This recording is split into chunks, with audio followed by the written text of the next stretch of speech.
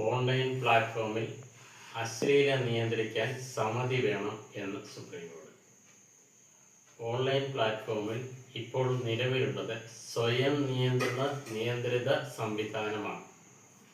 അതിനോട് സുപ്രീം കോടതി chief justice Suryakant അതൃപ്തി രേഖപ്പെടുത്തി.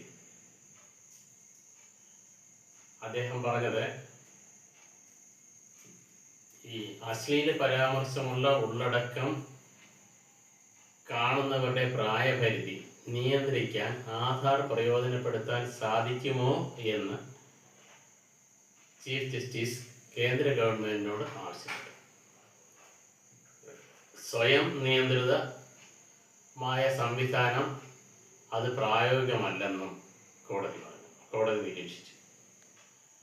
കോടതി പറഞ്ഞത്, ഇത് അലാബാദി എന്ന യൂട്യൂബർ ചാനൽ അശ്ലീല പരാമർശവുമായി ബന്ധപ്പെട്ട് കേസ് പരിഗണിക്കവെയാണ് കോടതി ഈ അഭിപ്രായപ്പെട്ടത്.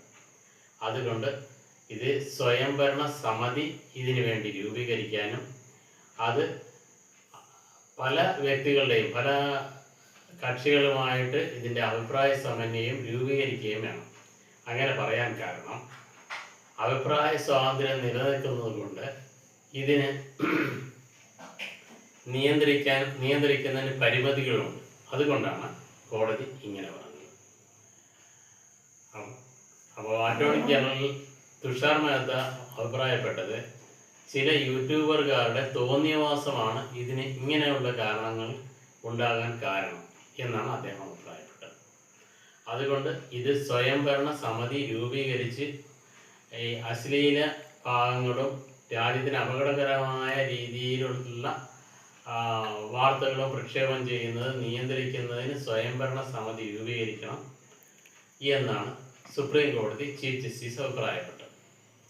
ഇനി എൻ്റെ വ്യക്തിപരമായ അഭിപ്രായത്തിൽ ഇത് ഇന്ത്യൻ ഭരണഘടന 19(1) അഭിപ്രായ സ്വാതന്ത്ര്യം നിലനിൽക്കുന്നതുകൊണ്ടാണ് ഇതിന് കാര്യമായ റെസ്ട്രിക്ഷൻ ഇതിന് കൊണ്ടുവരാൻ പാടില്ല. കാരണം പത്രപ്രവർത്തകർക്കും അപ്രിയ സത്യങ്ങൾ വിളിച്ചു പറയുമ്പോൾ അതിൽ വൈരാഗ്യം ഉണ്ടായാൽ അത് ഈ സ്വതന്ത്ര സമിതി അല്ലെങ്കിൽ അതിന് റെസ്ട്രിക്ഷൻ കൊണ്ടുവരാൻ സാധ്യതയുണ്ട്. അതുകൊണ്ടാണ് അഭിപ്രായ സ്വാതന്ത്ര്യം നിയന്ത്രിക്കുന്നതിന് പരിമിതികളുണ്ടെന്ന് കോടതി പറഞ്ഞു. അത് പരിമിതികളുള്ളത് കൊണ്ട് തന്നെ യൂട്യൂബുകാർ തോന്നിയവാസം രീതിയിൽ പ്രവർത്തിക്കുന്നതും തെറ്റാണ്. ഒരു അശ്ലീലമായി മറ്റുള്ളവരുടെ രീതിയിൽ പറയുന്നതും അത് മറ്റുള്ളവരെ അപകീർത്തിപ്പെടുത്തുന്നതും അത് സ്വയം നിയന്ത്രിക്കാൻ പറ്റാത്തത് കൊണ്ടാണ് സ്വയംഭരണ സമിതി കൊണ്ടുവരുന്നത്.